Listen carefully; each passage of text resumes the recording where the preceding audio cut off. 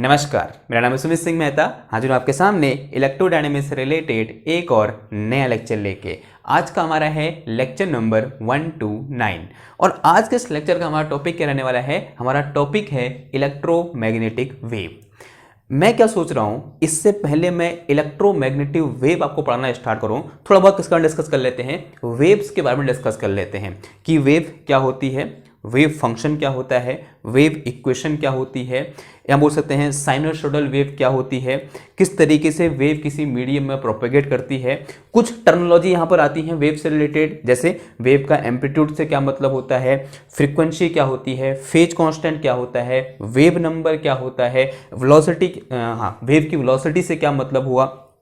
और एक टर्म आता है जैसे फ्रीक्वेंसी आता है, एंगुलर फ्रीक्वेंसी एक टर्म आता है, और एक टर्म आता है क्या, यहाँ पर हम पढ़ते हैं क्या, कॉम्प्लेक्स रिप्रेजेंटेशन ऑफ वेव, या फिर वेव को हम मैथमेटिकली कैसे रिप्रेजेंट करते हैं, या फिर वेव को हम कॉम्प्लेक्स फॉर्म में कैसे रिप्रेजेंट करते हैं। इन सब चीज़ों को पहले पढ़ लेते हैं, ठीक है। अगर आप बीएससी फर्स्ट ईयर आपने कर लिया है तो बीएससी फर्स्ट ईयर में हमारे वहाँ या बोलते हैं किसी भी यूनिवर्सिटी में शायद वेव एंड ऑसिलेशन होता है, उसने वेव पढ़ ली है। माना किसी ने वेव नहीं पढ़ी है और सीधे हम क्या पढ़ रहे हैं, वहाँ पर इलेक्ट्रोमैग्नेटिक वेव पढ़ रहे हैं, तो उसको इलेक्ट्रोमैग्नेटिक वेव को समझने में वहाँ पर जो हम कैलकुलेशन करेंगे उसे समझने में थोड़ा बहुत दिक्कत आ सकती है।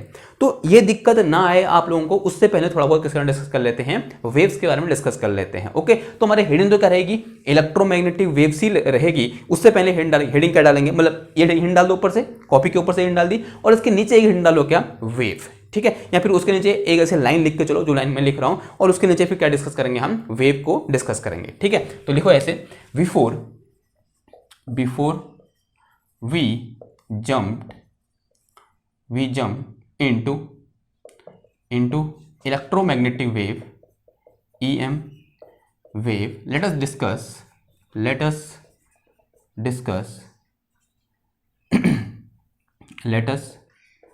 discuss about wave or some important point about wave, some important points about wave. Okay ना, अब वो पॉइंट क्या क्या हो सकते हैं। पहला पॉइंट है कि व्हाट इज वेव। पहला पॉइंट ही क्या है, व्हाट इज वेव। आप सब लोगों ने पढ़ी है कि what is wave, class 11th में भी वेव थी हमारे पास, तो व्हाट इज वेव ये हमने पढ़ा हुआ है, ठीक है। अब दोबारा पढ़ेंगे, यहाँ पर फिलहाल पॉइंट लिखा रहा हूं। तो पहला पॉइंट क्या आ जाएगा कि व्हाट इज वेव। दूसरा पॉइंट आता है क्या, वेव फंक्शन। वेव फंक्शन का मतलब क्या हुआ, ए मैथमेटिकल रिप्रेजेंटेशन ऑफ वेव। किसी वेव को हम मैथमेटिकली कैसे रिप्रेजेंट कर सकते हैं, उसी को हम क्या बोलते हैं, वेव फंक्शन बोलते हैं, ठीक है। और जो थर्ड चीज आती है हमारे पास, दैट इज वेव इक्वेशन। क्या आती है, वेव इक्वेशन।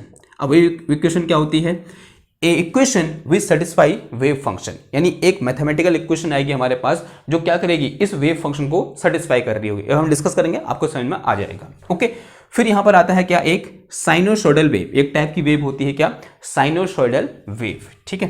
क्या होती है, साइनोसॉइडल वेव, ठीक है। अब इस साइनोसॉइडल वेव के अंदर कुछ टर्मिनोलॉजी आती है, जैसे एक टर्मिनोलॉजी होती है हमारे पास क्या, वेव नंबर। क्या होती है, वेव नंबर, या उससे पहले लिखो वेव लेंथ। क्या होती है, वेव लेंथ ऑफ वेव, ठीक है। एक टर्म आता है क्या हमारे पास, दैट इज फेज कांस्टेंट। क्या आता है हमारे पास, फेज कांस्टेंट, ठीक है, कि किसी भी एक साइनोसॉइडल वेव है उसका फेज कांस्टेंट क्या होगा। यहां पर एक टर्म आता है क्या, वेव नंबर। क्या आता है, वेव नंबर, ओके। एक और टर्म आता है यहां पर क्या, टाइम पीरियड, ठीक है। ये टर्म आपने पढ़े हुए हैं, अगर आपने क्लास 11th में थोड़ा बहुत क्या कर रखा है, डिस्कस कर रखा है, लेकिन दोबारा कर लेंगे ना तो क्या होगा, आपके लिए जो इलेक्ट्रोमैग्नेटिक वेव हो जाएगा एक बहुत इजी टॉपिक हो जाएगा, ठीक है। ये बात समझ में आ रही है आपको। क्या आएगा, टाइम पीरियड, ठीक है, टाइम पीरियड। और एक हमारे पास यहाँ पर क्या आता है, फ्रीक्वेंसी, ठीक है। क्या आता है, फ्रीक्वेंसी। वो भी दो प्रकार की, एक होती है फ्रीक्वेंसी, एक होती है क्या, एंगुलर फ्रीक्वेंसी। एक एंगुलर फ्रीक्वेंसी होती है और एक क्या होती है हमारे पास, फ्रीक्वेंसी होती है, ठीक है ना। और एक चीज़ और होती है यहाँ पर, क्या क्या हो गया, वेव नंबर हो गया, फेज कांस्टेंट हो गया, वेवलेंथ हो गया, फेज कांस्टेंट, दिस। हाँ, एक होता है क्या, एक अलग टॉपिक आएगा, that is complex form of wave. Complex form of wave. ये भी क्या है, बहुत इंपॉर्टेंट है कि किसी वेव को या वेव फंक्शन को हम कॉम्प्लेक्स फॉर्म में किस तरीके से लिख सकते हैं। ठीक है, तो ये टॉपिक पहले डिस्कस कर लेते हैं, फिर आएंगे कहाँ हम इलेक्ट्रोमैग्नेटिक वेव में। आई थिंक इसमें 2 लेक्चर लग जाएंगे, क्योंकि यहाँ पर तक आज के लेक्चर में करेंगे और यहाँ से नीचे को अगले वाले लेक्चर में करेंगे। ठीक है, अगर टाइम मिल गया तो ये भी क्या कर लेंगे, आज ही सलटा लेंगे। ओके, ना फटाफट से हेडिंग डालो क्या, व्हाट इज वेव। तो कोई इसमें ज़्यादा दिमाग नहीं लगाना है, फटाफट से हेडिंग लिख दो व्हाट इज वेव और उसकी डेफिनेशन लिख दो। क्या है डेफिनेशन बताओ। तो वेव इज, क्या होता है बताओ वेव, व्हाट इज वेव। अगर मैं इसकी सिंपल से डेफिनेशन बोलूं तो क्या बोलेंगे, wave is disturbance of medium. Wave क्या होता है, किसी मीडियम में डिस्टर्बेंस होता है। जैसे वाटर एक मीडियम है, एक बहुत सामान्य सा example class 8th 9th 10th से हम पढ़ते हुए आ रहे हैं। जब हम तरंग पढ़ते थे, जब हम वेव पढ़ते थे, पहली बार हम कब इंट्रोड्यूस हुई वेव हमारे सामने, क्लास 8th में हुई। तो हम बोलते थे जैसे हमने किसी एक तालाब में, किसी एक शांत तालाब में पत्थर डाला तो उसमें क्या उत्पन्न हुई, तरंग उत्पन्न हुई, यानी क्या उत्पन्न हुई, वेव उत्पन्न हुई। And that wave is disturbance which produced by us. हमने एक जगह पर डिस्टर्बेंस प्रोड्यूस किया और वो डिस्टर्बेंस क्या हुआ, एक जगह से दूसरी जगह क्या हुआ, इस तरीके से प्रोपेगेट हुआ और उसी को हम क्या बोल देते हैं, वेव बोल देते हैं। तो वेव क्या हो जाएगा, wave is a disturbance of medium, disturbance of medium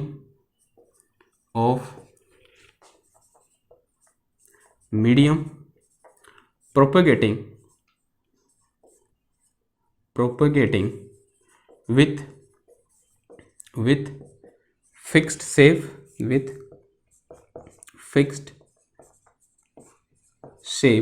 and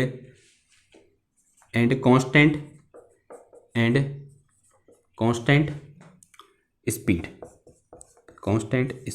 ठीक है, अगर यहाँ पर मैं कंटिन्यूस मीडियम लिख दूँ वो ज़्यादा बेहतर हो जाएगा कि disturbance, wave is a disturbance of continuous medium, यानी बीच में कोई डिसकंटिन्यूटी नहीं है मीडियम, यानी मीडियम कैसा है, एक जैसा है। ओके, तो क्या हो जाएगा वेव की डेफिनेशन, इस सिंपल डेफिनेशन क्या हो जाएगी, wave is a disturbance of continuous medium propagating with fix shape and constant speed. ठीक है, फिक्स शेप का मतलब क्या हुआ कि मैंने एक पत्थर फेंका पानी में और जो पहली तरंग की जो हाइट थी वही हाइट किसकी है, दूसरे तरंग की है, फिर तीसरे तरंग की, फिर चौथे तरंग की, फिर पांचवें तरंग की, यानी हर तरंग की जो हाइट है वो क्या है, सेम है। तो उसे हम क्या बोलेंगे, फिक्स शेप बोल देंगे। ठीक है, जैसे एक रस्सी में ऐसे तरंग आती ना, ऐसे तरंग हमने प्रोड्यूस की यूं करके, ऐसे जर्क किया रस्सी में और रस्सी में ऐसे तरंग क्या हुई, प्रोड्यूस हुई। और ऐसा अज्यूम करके चले कि हर जगह पर जो हाइट है उस वेव की वो क्या है, शेप है, सेम है, यानी उसका जो शेप है वो कैसा है, फिक्स है। और जो वेलोसिटी है, जिस वेलोसिटी से वो वेव आगे की ओर प्रोपेगेट कर रही है वो भी क्या होगी, हमारी कांस्टेंट होगी। हम बोलते हैं स्पीड बोले तो स्पीड क्या रहेगी, उसकी कांस्टेंट रहेगी। तो उसे हम क्या बोल देते हैं, उस डिस्टर्बेंस को क्या बोल देते हैं, हम वेव बोल देते हैं। नाउ अब मैं यहां पर आपको कुछ चीजें बता रहा हूं, जैसे अगर हमारा मीडियम कैसा हो, एब्जॉर्ब करने वाला हो, हमारा मीडियम कैसा हो, एब्जॉर्ब करने वाला हो। जैसे पानी में भी होता है, जैसे मैंने यहाँ पर एक पत्थर डाला तो यहाँ पर एक पर्टिकुलर हाइट की इस तरीके से वेव बनी या नहीं बनी, आंसर है हाँ जी बनी। तो क्या किनारे तक पहुंचने तक उस वेव की हाइट सेम रहती है या फिर घट जाती है, घट जाती है ना, यानी जो डिस्टर्बेंस हो वो क्या हो गया, एब्जॉर्ब हो गया। यानी हमारा मीडियम कैसा है, एब्जॉर्ब, मतलब कैसा है, एब्जॉर्ब करने वाला है। जैसे मैं डिस्टर्बेंस कर रहा हूं, हम यही बोलते हैं कि wave is a form of energy. Wave क्या होता है, एनर्जी होती है, यानी एनर्जी क्या हो जा रही है, एब्जॉर्ब हो जा रही है। किस केस में, जब हम क्या बोल रहे हैं, हमने तालाब में पत्थर फेंका और जो पहले हाइट थी, जो इनिशियल हाइट थी, वो किनारे तक पहुंचते पहुंचते क्या होगी, डिक्रीज कर गई। यानी यहां पर जो शेप है उसका क्या नहीं है, फिक्स नहीं है। यानी अगर हमारे पास जो मीडियम हो कैसा हो, एब्जॉर्ब करने वाला हो, यानी in presence of absorption in medium, then the shape of wave is not fixed. ठीक है, बात समझ में आई। तो यहां पर एक ऐसे लाइन लिख के चलो, इनमें लाइन इसलिए लिखा रहा हूं, ये मैं ये बताना चाह रहा हूं कि ये जो डेफिनेशन यहां पर वेव की लिखी है ना, it is not a satisfactory definition, क्योंकि वेव की डेफिनेशन को एक लाइन में लिखना और ये बोलना कि यही क्या है, वेव की फाइनल डेफिनेशन है, थोड़ा सा क्या होता है, मुश्किल होता है। क्यों मुश्किल होता है, मैं बता रहा हूं। जैसे मैंने एक डेफिनेशन लिख दी, किताबों में ये डेफिनेशन लिखी रहती है, जैसे क्लास 11th में आपने ये डेफिनेशन पढ़ी होगी कि propagation of disturbance is known as wave. Wave जो डिस्टर्बेंस जब प्रोपेगेट करता है उसे हम क्या बोलते हैं, वेव बोलते हैं। तो हम ये बोलते हैं क्या, वेव की डेफिनेशन है। लेकिन ये क्या है, एक कंप्लीट डेफिनेशन नहीं है। और कभी भी हम वेव के लिए ऐसी डेफिनेशन बनाना थोड़ा मुश्किल है कि हम ये बोलें कि ये डेफिनेशन मैंने लिख दी है, ये क्या है, कंप्लीट डेफिनेशन है और एक सेटिस्फैक्ट्री डेफिनेशन है। ऐसा हम क्यों बोल रहे हैं? देखो, अगर हम किसकी बात करें, if absorption is present in presence of absorption, in presence of absorption shape of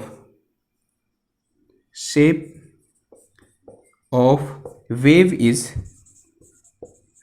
is not fixed. ये बात सिंपल हुई, ठीक है। उसकी जो शेप होगा वो क्या नहीं होगा, फिक्स नहीं होगा। लेकिन हमने तो यहाँ पर क्या बोला था, शेप क्या है, फिक्स है, ठीक है। यानी ये चीज इस चीज को सेटिस्फाई नहीं कर रही है। उस तरीके से अगर हम मेरा मीडियम कैसा हो, डिस्पर्सिव मीडियम हो, ठीक है। इफ मीडियम इज डिस्पर्सिव, अगर हमारे पास मीडियम हो वो कैसा हो, डिस्पर्सिव मीडियम हो। अब डिस्पर्सिव मीडियम क्या होता है? डिस्पर्सिव मीडियम वो मीडियम होता है जिसमें हर फ्रीक्वेंसी का जो वेव होता है वो अलग अलग वेलोसिटी से ट्रेवल करता है। ना अलग अलग फ्रीक्वेंसी की वेव जिस मीडियम में अलग अलग वेलोसिटी से ट्रेवल करती है, उस टाइप के मीडियम को हम क्या बोल देते हैं, डिस्पर्सिव मीडियम बोल देते हैं। तो यहां पर क्या लिख सकते हैं हम, in if medium is dispersive, is लिखो, is dispersive, then wave of different frequency, wave of different frequency will travel with different speed, speed. वो क्या होंगे, डिफरेंट स्पीड से क्या करेंगे, ट्रेवल करेंगे। ये बात समझ में आई?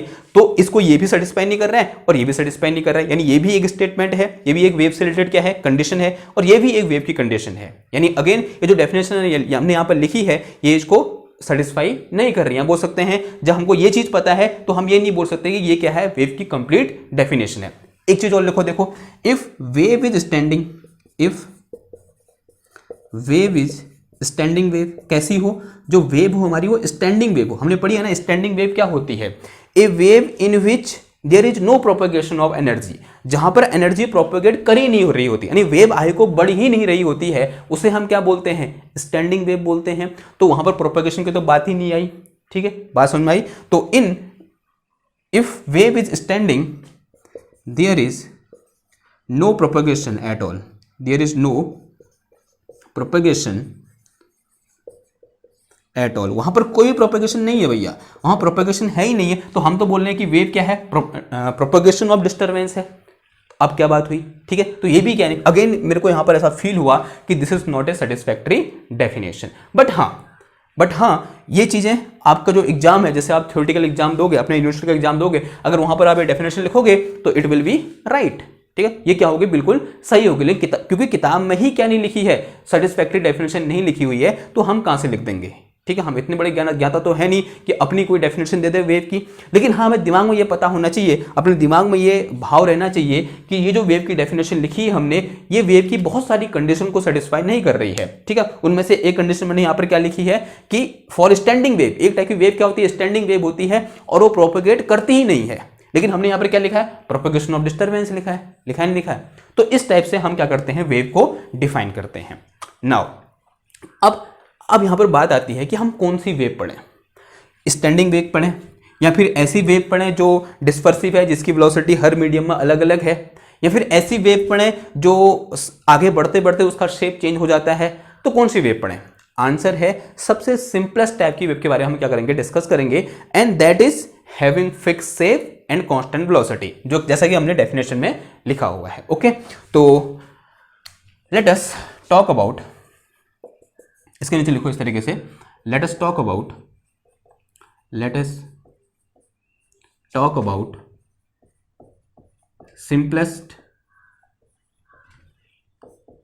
simplest type of wave having fixed shape,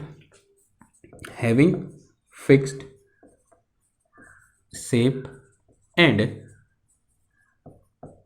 constant speed, ठीक है। उसकी स्पीड कैसी है, कांस्टेंट है, उसका शेप कैसा है, फिक्स है। ठीक है, अब उसके लिए मुझे वेव बनानी पड़ेगी, उसके नीचे कैलकुलेशन करनी पड़ेगी, तो मुझे कुछ चीजें मिटानी पड़ेगी। तो एक काम करो, फटाफट से ये चीजें लिख दो और लिखने के बाद या फिर स्क्रीनशॉट ले लो। मैं से क्या कर रहा हूँ, मिटा रहा हूँ।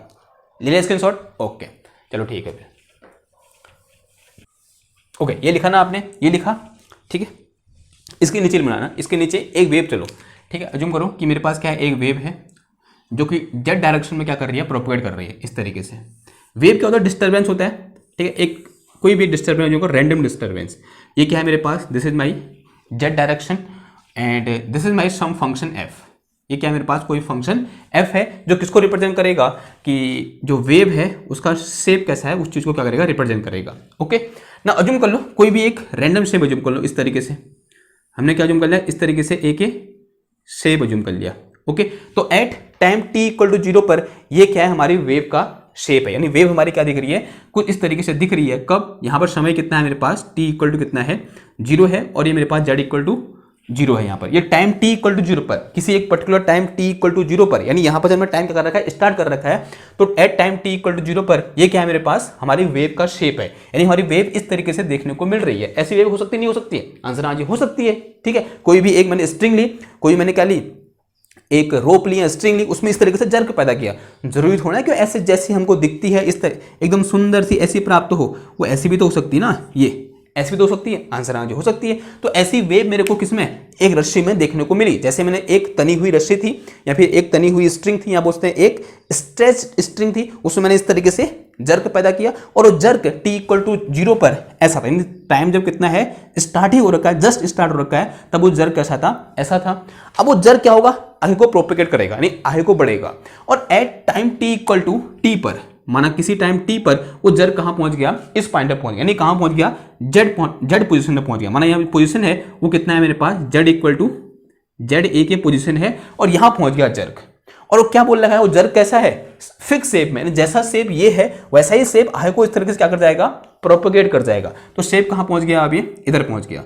तो यहां पर एज इट इज बनाना पड़ेगा मेरे को, मैं ट्राई करता हूं बनाने की। ठीक है, इस तरीके से, फिर ये ओके लाइक दिस। ठीक, ओके लिखो बना से। ओके, तो जैसा यहां पर था जर्क, वो जर्क एज इट इज, इसकी फोटो 2 कॉपी कहां पहुंच गया, इधर पहुंच गया। इन दोनों में कोई भी अंतर नहीं है। अगर दिख भी रहा अंतर तो उसको क्या करो, नेग्लेक्ट करो, यानी उसको दिमाग से हटा दो कि इन दोनों में कोई अंतर है। इन दोनों में कोई अंतर नहीं है, both are of fix shape, दोनों कैसे हैं, फिक्स शेप के हैं। और अब ये इधर यहां से यहां गया, यानी इसमें कुछ ना कुछ क्या रहेगी, वेलोसिटी रही होगी, लेट अस से स्पीड रही होगी।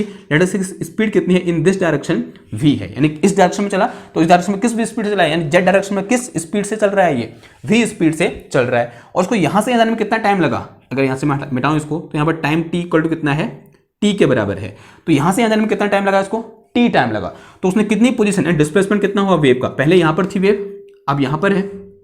ठीक है, या बोल सकते हैं ये जो मैक्सिमा था इसका, पहले यहां था, अब मैक्सिमा कहां है, यहां है। तो यहां से यहां ये जो टाइम है t इक्वल इस पॉइंट से इस पॉइंट तक, this time is equal to कितना हो जाएगा, बता सकते हो आप, ये टाइम कितना हो जाएगा, कितना हो जाएगा बताओ। तो this time will be equal to vt, ये टाइम कितना हो जाएगा मेरे पास, vt होगा, नहीं होगा, बिकॉज सॉरी डिस्टेंस कितनी हो जाएगी यहां से यहां तक, this distance will be equal to v into t, because distance equal to कितना होता है, स्पीड इंटू टाइम होता है। तो टाइम कितना है यहां से यहां तक, t टाइम है, और इसकी स्पीड कितनी है, v है, तो ये मेरे पास डिस्टेंस कितनी आ जाएगी, v इंटू टी आ जाएगी। ठीक है, लेकिन अगर मैं यहां से डिस्टेंस नापूं, कहां से, इधर से नापूं, ओरिजिन से डिस्टेंस नापूं, then this distance will be equal to z। तभी डिस्टेंस कितनी हो जाएगी यहां से यहां तक, this distance will be equal to z, because this point is equal to z equal to z।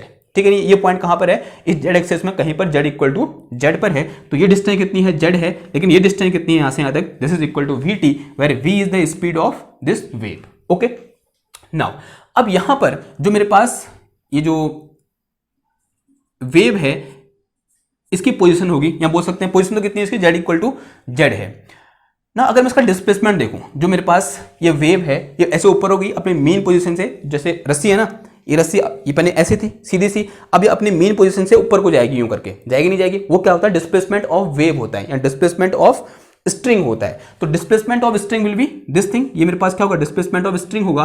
And assume करो कि यहां पर जो एक फंक्शन है f z comma t, f z comma t क्या है, it is the displacement of wave at time t equal to T. ये बात समझ में आई आपको, ठीक है। जो टर्म यहाँ पे लिखते जा रहा हूँ यहाँ पर लिख दूँ उसको मैं, जो v है वो v क्या है, that is speed of wave.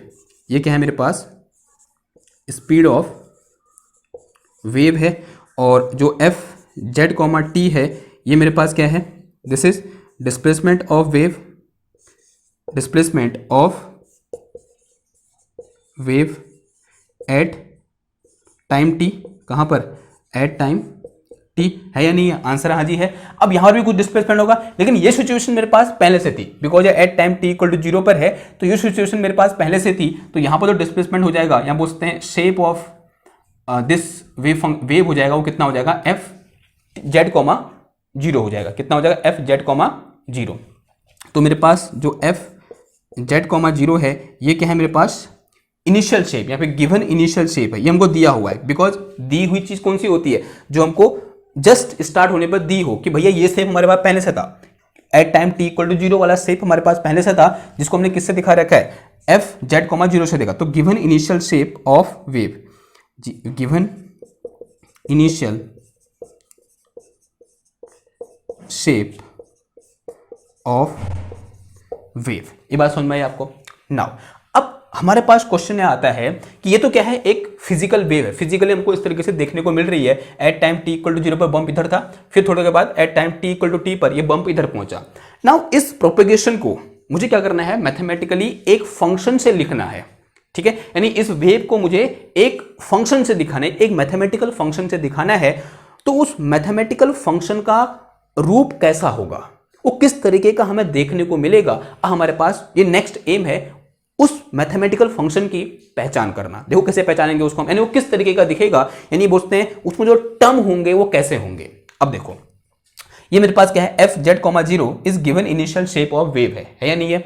अब इसको मैं ऐसे भी लिख सकता हूं कि यहां पर टाइम टी इक्वल टू 0 है, तो this f z comma t can be written as g z. इसको मैं ऐसे लिख सकता, आंसर नहीं लिख सकता हूं, एक कोई दूसरा फंक्शन जी जेड के टर्म में लिख सकता हूं, because this f z comma 0 है या नहीं है, जेड कॉमा 0 है, इसका मतलब टी इक्वल टू कितना है, यहाँ पर 0 है, तो यहाँ पर टी है नहीं, तो इसको मैं एक ऐसे फंक्शन का टर्म में लिख सकता हूं जो सिर्फ किसका फंक्शन है, जेड का फंक्शन है, इसको मैं जेड खाली जी जेड लिख सकता हूं ना। अब मैं क्या करना चाह रहा हूं, जो मेरे पास है displacement of wave at time t equal to t है, इसको मैं इस फॉर्म में लिखना चाह रहा हूं कि वहां पर जो टाइम कोऑर्डिनेट है वो आए ही ना, ठीक है। जो टाइम कोऑर्डिनेट है वो 0 रहे, लेकिन वहां पर ये वाला टर्म रहे, मतलब इधर वाला रहे, लेकिन इधर वाला कितना हो जाए, 0 हो जाए, कुछ ऐसे लिखना चाह रहा हूं। देखो कैसे लिखूंगा, अब देखो यहां पर ध्यान से देखना, इस चीज को देखो, ये मेरे पास क्या है, मेरे पास this is displacement of wave at time t equal to t, है या नहीं है, आंसर है हाँ जी है।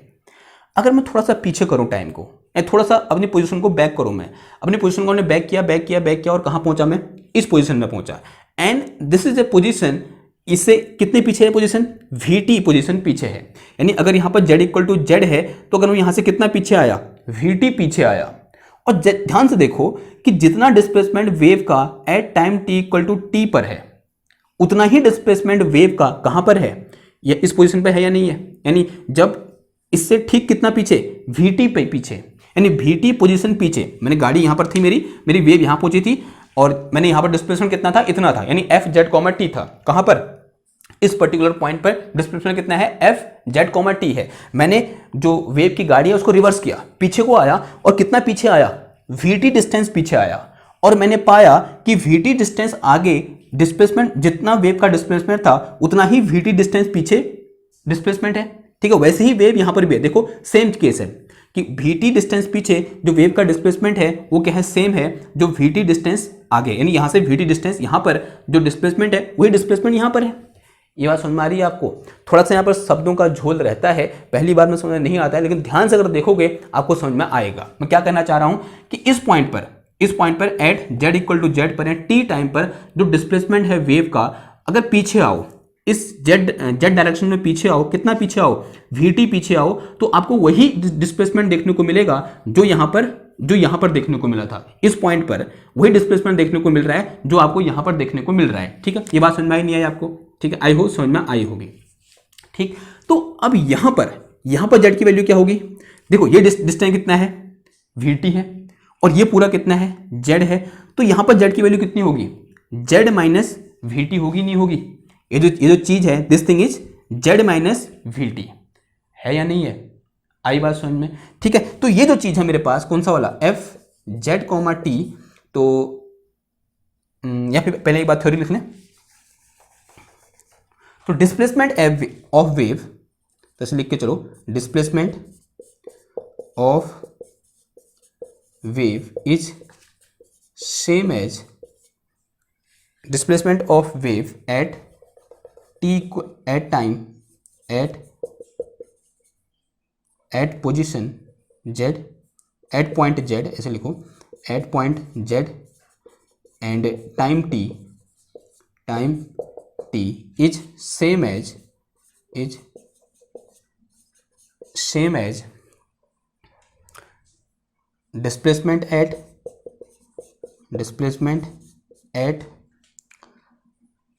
कहां पर है ये, that is z minus we T, displacement at z minus we T, displacement at point लिखो, at point z minus we T and time t equal to 0, यानी एट इनिशियल स्टेज। ठीक है, इनिशियल स्टेज में z minus we t point पर जो displacement था वही displacement कहां पर है, at point z and time t पर है। तो इसका मतलब क्या लिख सकता हूं, देखो ये मिटाऊं,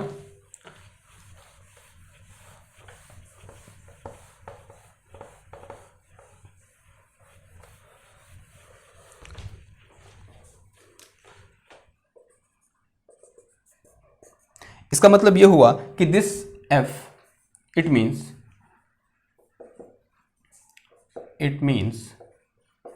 this f z comma t is equal to f z minus we t comma 0। ठीक है, बिकॉज कहां पर देख रहे हैं हम, यहां पर देख रहे हैं, और यहां पर z की जो कितना आ जाएगा, z minus we t comma कितना आ जाएगा, 0 आ जाएगा। And this will be equal to, we can write it like g another function g z minus we t, कैसे लिख सकते हैं हम इसको, g z minus we t लिख सकते हैं। तो इसको बीच वाले को हटाई दूं मैं, तो ऐसे मेरे पास f z comma T is equal to कितना आ जाएगा, ये g z minus we T आ जाएगा। ये बात समझ में आई आपको?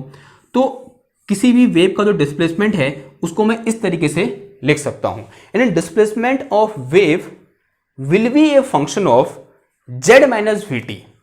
यानी अगर मेरे पास कोई एक वेव है और उस वेव को मैं मैथमेटिकली रिप्रेजेंट करना चाहता हूं, या उसके डिस्प्लेसमेंट को मैं मैथमेटिकली रिप्रेजेंट करना चाहता हूं, तो उस में ये चीज तो होना चाहिए, यानी z minus we T term होना चाहिए, यानी उस मैथमेटिकल इक्वेशन में या फिर उस फंक्शन में ये टर्म आना चाहिए, यानी z माइनस वी टी एक स्पेशल टाइप का term, that term is z minus we T वहां पर प्रेजेंट होना ही चाहिए।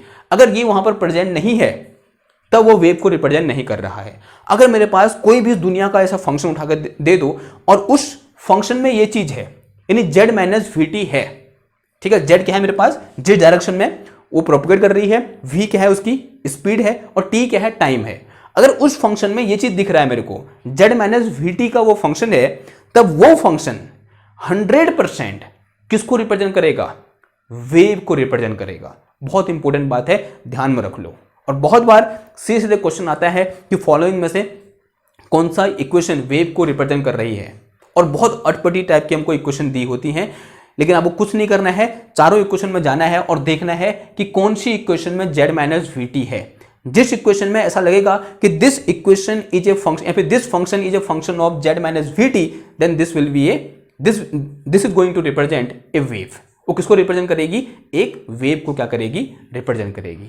ये बात समझ में आई नहीं आई आपको? आई होप समझ में आई होगी ना। अब देखो कुछ एग्जांपल देख लें एक बार।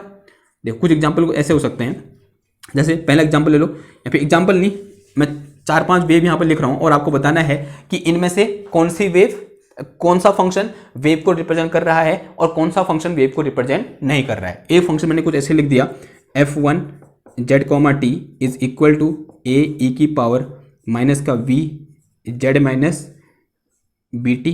ठीक है, एक फंक्शन ये है। दूसरा फंक्शन है मेरे पास कितना, f2 z comma T is equal to a into cos and this is b into z minus we t. कुछ इस तरीके से है एक फंक्शन।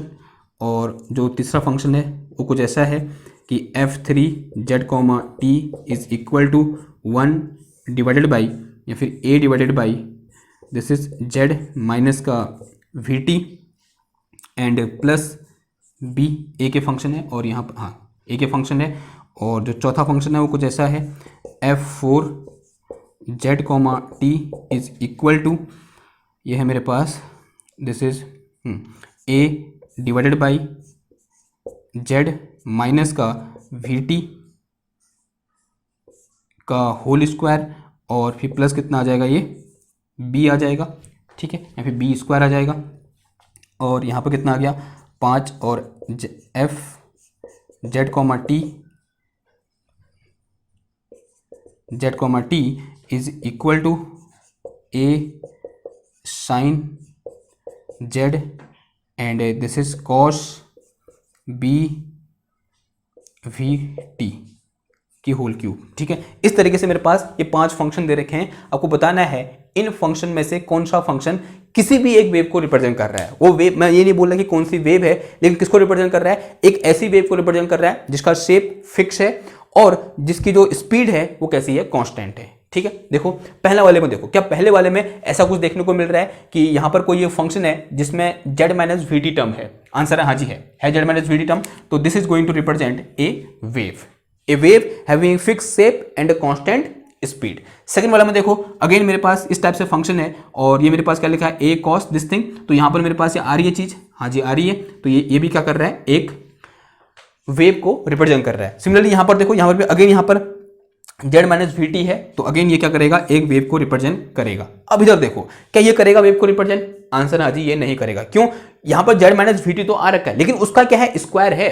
देखो ये चीज नहीं है यहाँ पर, ऐसा नहीं है यहाँ पर कि वो किसका फंक्शन होगा, z माइनस वी टी के स्क्वायर का फंक्शन होगा। वो किसका फंक्शन होगा, z माइनस वी टी का फंक्शन होगा।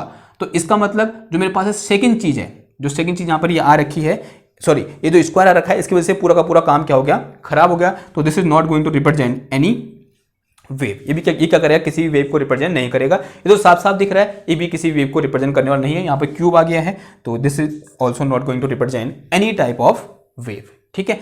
और ये तीन क्या कर रहे हैं, रिप्रेजेंट कर रहे हैं। तो हमेशा अगर मेरे पास कोई एक फंक्शन दिया हो, कोई मैथमेटिकल फंक्शन दिया हो और उस मैथमेटिकल फंक्शन में z माइनस वी टी हो, अब x माइनस वी टी भी हो सकता है, कहीं कहीं पर y माइनस वी टी भी हो सकता है, और z क्या है, this is the direction of propagation, v क्या है, स्पीड ऑफ वेव, t क्या है, टाइम है, और ऐसा कुछ दिया हो तो वो 100% किसको रिप्रेजेंट करेगा, इक्वेशन को रिप्रेजेंट कर, सॉरी उस किसी वेव को क्या कर रहा होगा, रिप्रेजेंट कर रहा होगा। And this thing is known as wave function. इसी को हम क्या बोलते हैं, वेव फंक्शन बोलते हैं, क्योंकि किसको रिप्रेजेंट कर रहा है, ये वेव को रिप्रेजेंट कर रहा है। यानी वेव का क्या है, किसी भी वेव का क्या है, ये मैथमेटिकल रूप है। ओके, अगर इतनी बात समझ में आई, थोड़ा सा इसी में थोड़ा आगे बढ़ते हैं। ओके, तो ये मिटा दूं।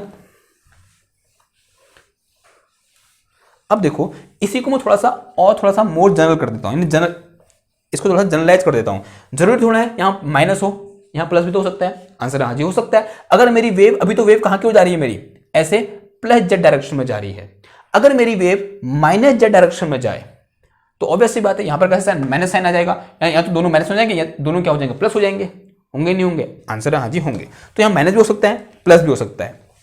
तो मोर जनरल केस क्या हो सकता है कि माइनस प्लस दोनों हो, ठीक है। कहीं पर प्लस भी हो सकता है, कहीं माइनस, यानी ये भी हो सकता है। देखो ये भी हो सकता है, this is also going to represent a wave. अगर मैं यहाँ प्लस कर दूं तो ये भी क्या कर रहा है, ये भी क्या कर रहा है, ये भी क्या कर रहा है, एक वेव को रिप्रेजेंट कर रहा है। लेकिन इस टाइम पे डायरेक्शन क्या हो गई है, चेंज हो गई है। अभी डायरेक्शन कहां की ओर है, माइनस जेड के डायरेक्शन में है। अब मैं एक रूल लिखा रहा हूं कि किस तरीके से हम डायरेक्शन का पता लगाएंगे कि वेव प्लस डायरेक्शन में जा रही है या माइनस डायरेक्शन में जा रही है, सिर्फ और सिर्फ किसको देखकर, हमारे इस वेव फंक्शन को देखकर। देखो क्या बोला हमने,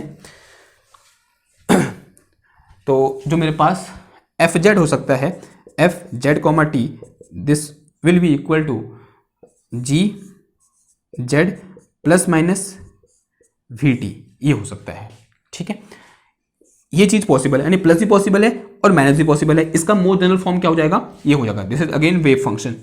ये क्या है हमारे पास, वेव फंक्शन है।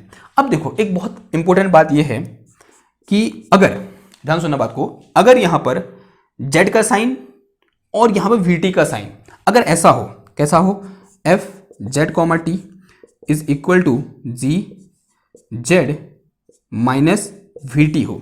देखो जेड कैसा है यहाँ पर पॉजिटिव है और वीटी कैसा है नेगेटिव है। और ऐसा भी हो सकता है f z comma T is equal to g minus का जेड प्लस वीटी। अब यहाँ पर जेड कैसा है माइनस है और वीटी कैसा है प्लस है। ठीक है, ये भी हो सकता है और ये भी हो सकता है। अगर ऐसा कुछ केस है यानी जेड का साइन अलग है और वीटी का साइन क्या है अलग है, यानी यहां पर साइन अलग है और जेड का जो साइन है वो क्या है अलग है, यानी साइन क्या हो अलग अलग हो, then in this case the wave will propagate in plus z का डायरेक्शन। तो डायरेक्शन ऑफ प्रोपोगेशन क्या हो जाएगी, अगर मैं इस केस में देखूं direction of propagation that is plus z direction, किस डायरेक्शन में हो जाएगी प्लस जेड डायरेक्शन। एक इंपॉर्टेंट कॉन्सेप्ट है, देखो कैसे पता करेंगे कि अगर दोनों के साइन क्या हो अलग अलग हो, प्लस माइनस या फिर माइनस प्लस। ठीक है, बात समझ में आई। वहीं पर अगर ऐसा कुछ केस हो कि मेरे पास जो एफ जेड कॉमा टी है this will be equal to z minus का जेड माइनस वी टी, ऐसा हो, या फिर ऐसा हो कि f z comma T is equal to, और करके लिखना कि this is equal to g and this is plus z and plus v t, ऐसा हो, या तो दोनों माइनस हो या दोनों प्लस हो, then in this case direction of propagation in minus z का डायरेक्शन। तो इस केस में डायरेक्शन ऑफ प्रोपोगेशन क्या हो जाएगा, डायरेक्शन ऑफ प्रोपोगेशन ये हो जाएगा मेरे पास क्या minus Z cap direction, minus Z direction. ये बात समझ में आई आपको। तो this is very very important thing. आपको वेव फंक्शन दिए होंगे, 4 वेव फंक्शन दिए होंगे और आपसे पूछा जाएगा कि इन वेव फंक्शन में से वो कौन सा वेव फंक्शन है जो उस वेव को दिखा रहा है जो माइनस जेड का डायरेक्शन में जा रही है। तो वो कौन सी वाली होगी, या तो ऐसी वाली होगी वो या फिर ये वाली होगी। यानी जब साइन क्या होंगे एक जैसे होंगे then the direction will be in negative direction. Negative x axis होता है, negative y axis, negative z axis. Okay, और अगर डायरेक्शन के अगर जो साइन है वो क्या होगा अलग अलग होगा, then it will be in positive y direction या पॉजिटिव जेड डायरेक्शन। आई बात समझ में। ठीक है, तो ये क्या हो गया हमारे पास वेव फंक्शन से रिलेटेड कुछ इंपॉर्टेंट कॉन्सेप्ट हो गए। अब आगे बढ़ते हैं, बात करते हैं किसकी, वेव इक्वेशन की। अब वेव इक्वेशन क्या होगी, देखो अगर मेरे पास कोई एक वेव फंक्शन आएगा तो इस दुनिया में कोई ना कोई एक मैथमेटिकल इक्वेशन ऐसी होगी जो उस फंक्शन को सेटिस्फाई कर रही होगी। यानी an equation which satisfy wave function is known as wave equation. तो वेव इक्वेशन लिखो यहाँ पर, और वेव इक्वेशन क्या होगी उसे भी क्या करेंगे हम डिस्कस करेंगे। एक बहुत इंपॉर्टेंट डिस्कशन है जो कि आप सब लोगों को आना चाहिए। ठीक, तो इसे मिटा दूं मैं, ठीक है, स्क्रीनशॉट ले लो। ये बहुत इंपॉर्टेंट कॉन्सेप्ट है और ये भी बहुत इंपॉर्टेंट यहाँ पर क्वेश्चन है। ये क्वेश्चन बहुत बार आपसे पूछे जाते हैं। ठीक है, इनको क्या रखना है आपको ध्यान में रखना है। ये मिटा दूं,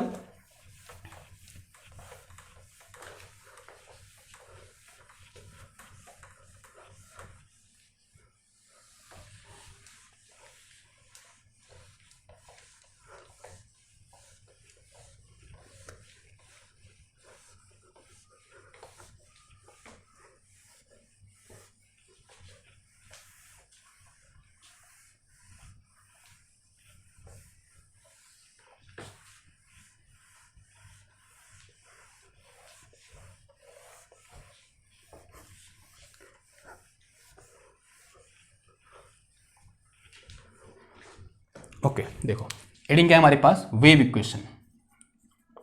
वेव इक्वेशन क्या हो जाएगा wave equation, N equation which satisfies wave function is called wave equation. उसी को हम क्या बोलेंगे, वेव इक्वेशन बोल देंगे। ओके, नाउ वेव इक्वेशन होगी क्या, उस वेव इक्वेशन को निकालने के लिए एक काम करते हैं, जो वेव इन स्ट्रिंग होती है ना उसको थोड़ा बहुत पढ़ने की कोशिश करते हैं, उसको एग्जामिन करने की कोशिश करते हैं कि किसी एक स्ट्रिंग में जो वेव मोशन होता है उसको एक बार एग्जामिन करने की कोशिश करते हैं और वहीं से क्या आएगा हमारे पास वेव इक्वेशन बाहर निकल के आएगा। ओके, नाउ अब देखो, तो लेट अस डिस्कस, वैसे लिख के चलो, let us discuss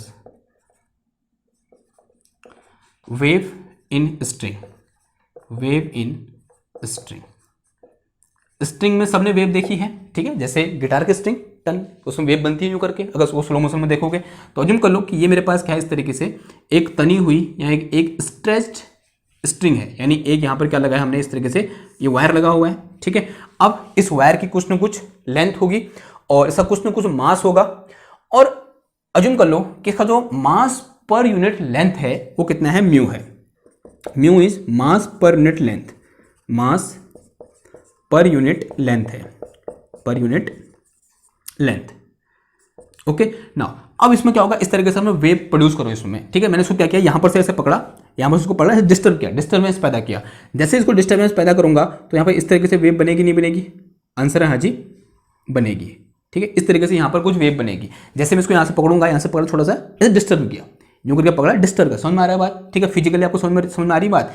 जैसे कोई भी ले लो यहां पर, तो अभी तो नहीं है मेरे पास, यहाँ है, एक मिनट, नहीं है, चलो छोड़ो, ठीक है रहने दो। आपको पता है ना ये स्ट्रिंग है आपके पास, आपने इसको ऐसे नीचे खींचा, ऐसे यहाँ से पकड़ा, इसको ऐसे आराम से नीचे खींचा और फिर छोड़ दिया, क्या होगा, इस तरीके से ऊपर नीचे ये डिस्प्लेस होगी, कौन जो स्ट्रिंग है ऊपर नीचे क्या होगी, इस तरीके से वाइब्रेट करेगी और इस तरीके से वेव आई क्या करेगी, प्रोपेगेट करेगी। ऐसा होगा नहीं होगा, आंसर है हाँ जी होगा। एक काम करो, यहाँ पर एक छोटा सा एलिमेंट लो, यहाँ पर से एक छोटा सा, देखो कितना छोटा है ये छोटा एलिमेंट ले लिया, डी जेड, माना ये जेड डायरेक्शन है, if this is Z direction, तो यहां पर एक छोटा सा एलिमेंट, एक छोटा सा मास, किसका, माना इस मास कितना है, डी एम इसका मास है। एक छोटा सा पार्ट लिया मैंने इसको, और इस पार्ट को यहां से उठाकर, यहां से उठाया और यहां ले गया, मैं यहां लाया और जूम किया उसको। ध्यान सुनने बात रहो, क्या कहना चाह रहा हूं मैं, कि मैंने यहां पर से जो खींचा हुआ भाग है, ये वाला मुड़ा हुआ भाग है, इसको मैं यहां से उठाया और मैं यहां से उठाया, कहां लाया, मैं इधर पर लाया, जूम कर किया मैंने, तो जूम किया तो यहां मेरे को बड़ा बनाना पड़ेगा करके, तो दिस इज माई, माना ये क्या है मेरे पास, दिस इज जेड डायरेक्शन, ये क्या है मेरे पास, जेड कैब एक्सेस है, और ये क्या है, मान लिया दिस इज एफ, कोई ये फंक्शन है जो किसको दिखा रहा है, यहां पर इसके डिस्प्लेसमेंट को दिखा रहा है। ओके ना, अब इस पार्ट को यहां बनाओ, तो ये पार्ट कुछ ऐसा है ना, और अगर इस पार्ट को मैं यहां पर से लूं या यहां से लूं, एक ही बात हुई, मैं ऐसा, मैं पार्ट को ऐसा लेना चाह रहा हूं, ठीक है, जूम करे मेरे पास निकले वो ऐसा निकले, अगर मैं यहां से लूंगा तो पार्ट कैसा निकलेगा मेरे पास, ऐसा निकलेगा, ठीक है। इसको सॉल्व करने में थोड़ा सा आसानी होगी, यानी इसको विजुलाइज करने में थोड़ा सा आसानी होगी, तो कहां से ले लो पार्ट, यहां से ले लो, ये वाला पार्ट ले लिया मैंने छोटा सा, यहां से यहां तक, ये जो स्ट्रिंग का पार्ट है ये ले लिया, और इसकी जो मेरे पास मास है वो कितना है, डी एम इसका मास है, और इसको जूम करके मैं कहां लाया, इधर लाया, ठीक है। इसे मत लाओ, किसे लाओ, इस वाले को लाओ, ठीक है, ये बात समझ में आई। तो जूम करके लाया तो the string will be something looks like this, तो कुछ ऐसे दिखेगी मेरे को स्ट्रिंग यहां पर,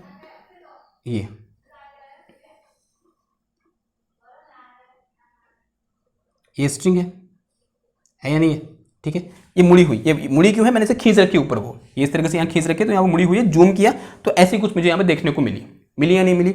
अब देखो, अज्यूम करो कि ये जो मेरे पास है this is Z and this one is Z plus D Z, ये पोजिशन क्या है, जेड है, और ये क्या है मेरे पास, जेड प्लस डी जेड है, यानी बहुत छोटी सी स्ट्रिंग है, जूम करके तब इतनी बड़ी दिख रही है ना। होगा क्या, अगर थोड़ा बहुत दिमाग लगाओगे आप तो आप पाओगे कि यहाँ पर टेंशन लग रहा होगा इधर की ओर, तभी तो खींची है ना ऊपर को, बिकॉज स्ट्रेच स्ट्रिंग है, तो यहाँ पर टेंशन कहाँ की ओर होगा, इधर की ओर, ऐसे, तो दिस इज थोड़ा सा,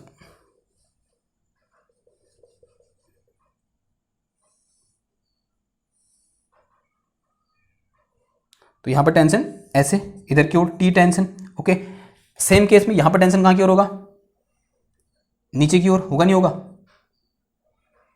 ऐसे, ठीक है, अलोंग द लेंथ, ठीक है, अलोंग द वायर या अलोंग द स्ट्रिंग होता है टेंशन, तो यहां पर टेंशन इधर की ओर और यहां पर टेंशन यहां पर इधर की ओर। ओके, नाउ अब अज्यूम करो कि ये हॉरिजॉन्टल डायरेक्शन है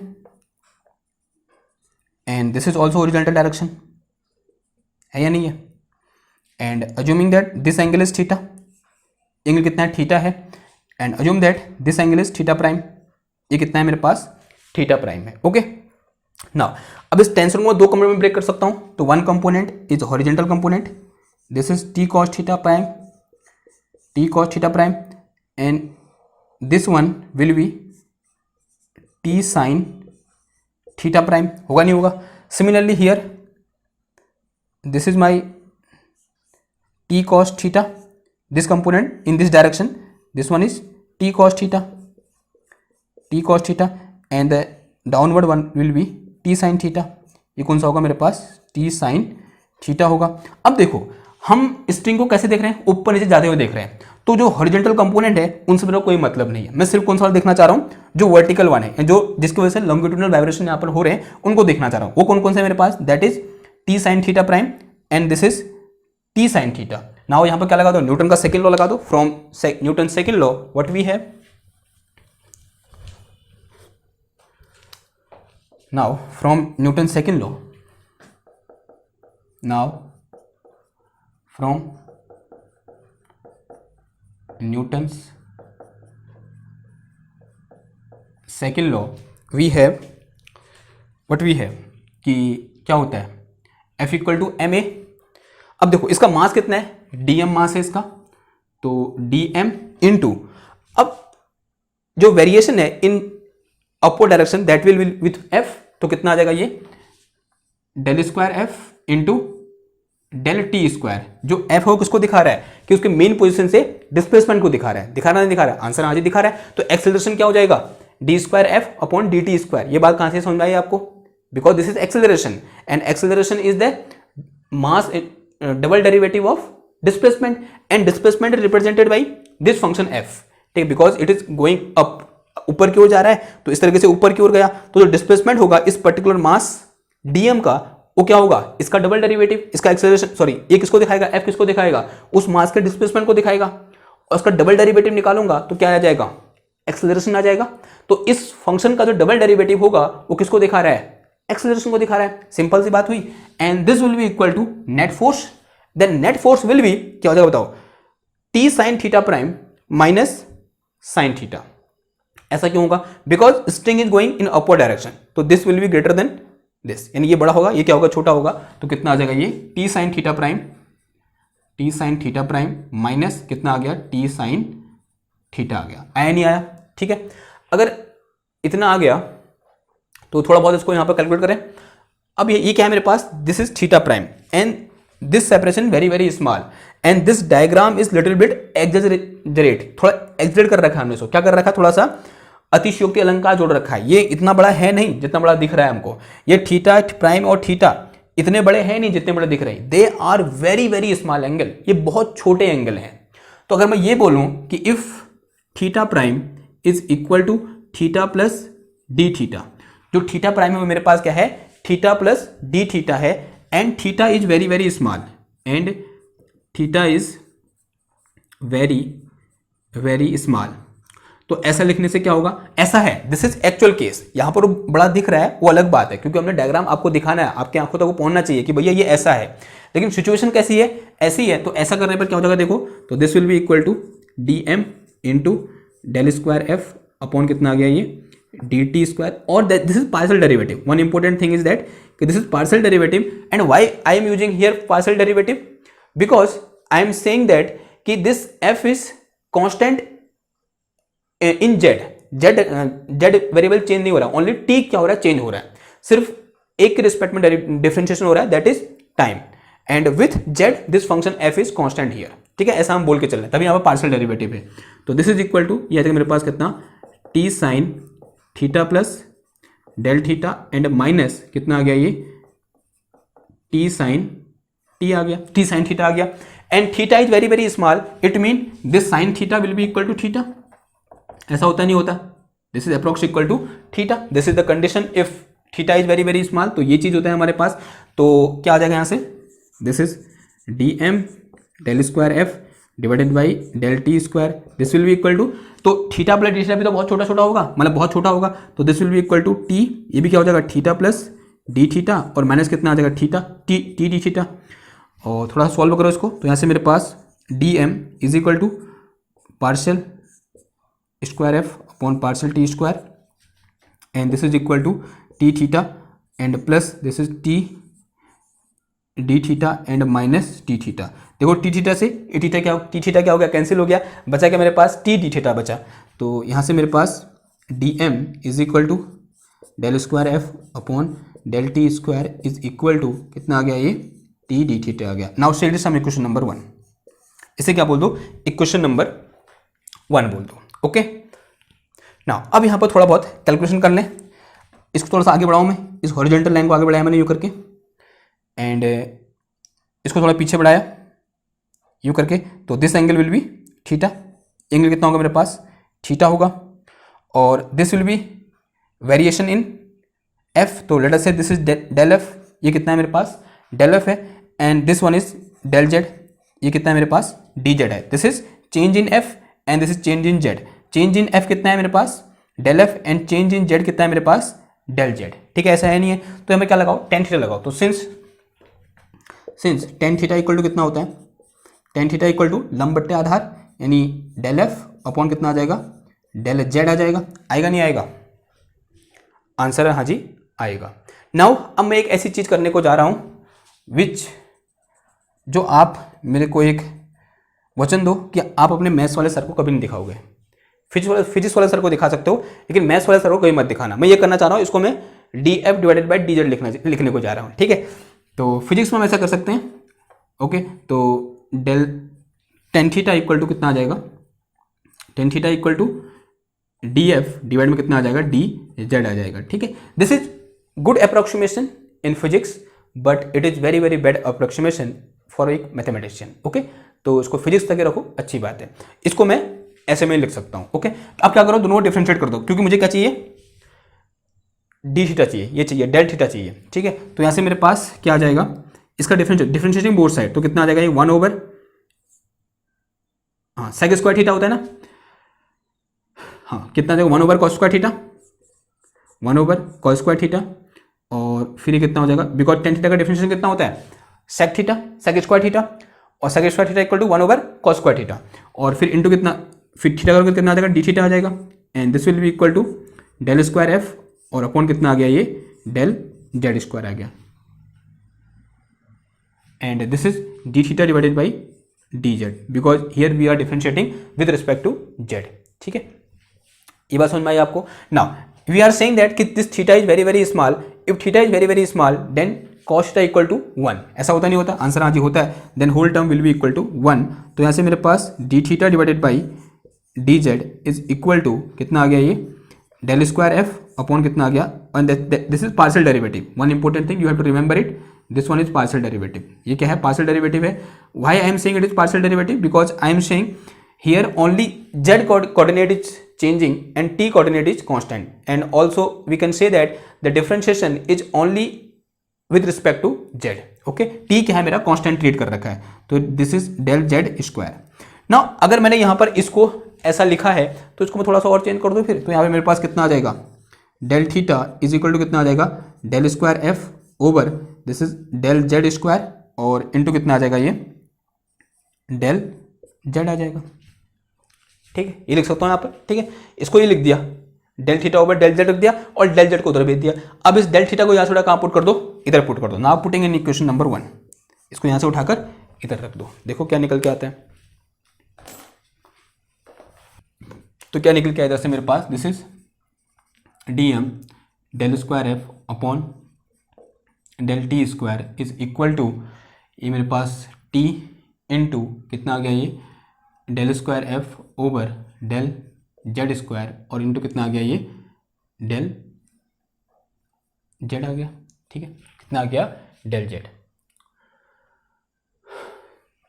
अब देखो इस डेल जेड को ले आओ तो मेरे पास ये कितना आ गया D M upon del Z और इंटू कितना आ गया ये del square F upon del T square and this is equal to T parcel square F upon इसको पार्सल बोलते हैं वैसे हम डेल नहीं बोलते पार्सल जेड स्क्वायर एंड इतना ही बचा and this is equal to जो मेरे पास मास पर यूनिट लेंथ, तो डेल जेड लेंथ का मास कितना है डीएम है तो मास पर unit length mu equal to कितना आ जाएगा ये डीएम डिवाइड में डी जेड आ जाएगा।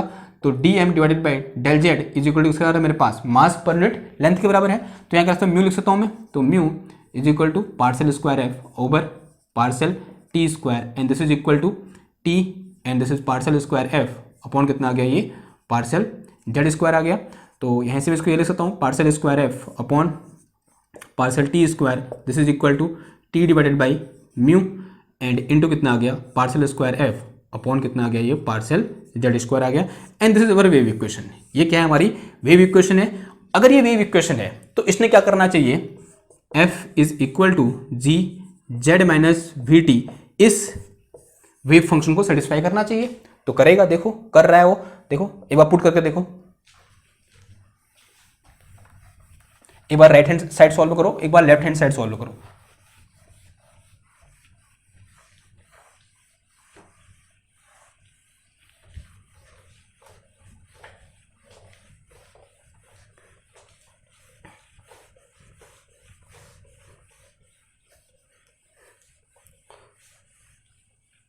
देखो क्या हो जाएगा, अब मेरे पास ये फंक्शन है, this is function we already know about any wave, तो if this is the wave equation then it have to satisfy this wave function. तो अगर मैं ऐसे क्या निकालूं, partial F over parcel T निकालूं, तो इसका derivative with respect to T करना पड़ेगा हमको, तो this will be equal to, तो अगर मैं इसको ये बोलूं कि this is again a function of like this, ऐसा बोल सकता हूँ, नहीं बोल सकता, आंसर आज बोल सकता हूँ। तो विद रिस्पेक्ट टू टी करने पर क्या आ जाएगा, ये अगर 2 बार करूँ तो 2 बार करने पर वी स्क्वायर आ जाएगा, यहाँ पर बाहर से वी स्क्वायर मल्टीप्लाई हो जाएगा, तो वी स्क्वायर इंटू कितना आ जाएगा, ये डेल डबल डेरिवेटिव ऑफ क्या, जेड माइनस वी टी, ऐसा कुछ आएगा, आएगा नहीं आएगा, आंसर आज ही आएगा। उस तरीके से अब इसको हम जेड के रिस्पेक्ट डिफरेंशिएट करें तो कितना आ जाएगा, ये डेल स्क्वायर एफ ओवर या partial square F over partial Z square, and this will be equal to, ये आ जाएगा मेरे पास double dash double prime, and 2 बार डिफरेंशिएशन हो रहा है किसका, जेड माइनस वी टी, ऐसा कुछ आ जाएगा। नाउ एक काम करो, ये दोनों क्या है, इक्वल है, ठीक है। अब ये दो इक्वल कब होंगे, ध्यान से देखो बात को, इफ बोथ आर इक्वल, तो इसका मतलब यहाँ एक एक्स्ट्रा टर्म कितना आ रहा है, वी स्क्वायर आ रहा है, यानी यहाँ मुझे क्या करना पड़ेगा, वी स्क्वायर से मल्टीप्लाई करना पड़ेगा, करना पड़ेगा नहीं करना पड़ेगा, आंसर आज ही करना पड़ेगा। ओके, तो ऐसे क्या हो जाएगा, ये मेरे पास कितना, parcel square F over parcel T square is equal to, this is into V square and parcel square F upon कितना आ गया, ये पार्सल स्क्वायर जेड आ गया, ठीक है। ये वी स्क्वायर से मल्टीप्लाई क्यों किया, क्योंकि अगर इन दोनों को इक्वल करना है तो यहाँ मुझे वी स्क्वायर से मल्टीप्लाई करना पड़ेगा, तभी क्या होंगे, दोनों इक्वल होंगे। तो यहाँ मैंने क्या करते हैं, वी स्क्वायर से इस तरीके से मल्टीप्लाई किया।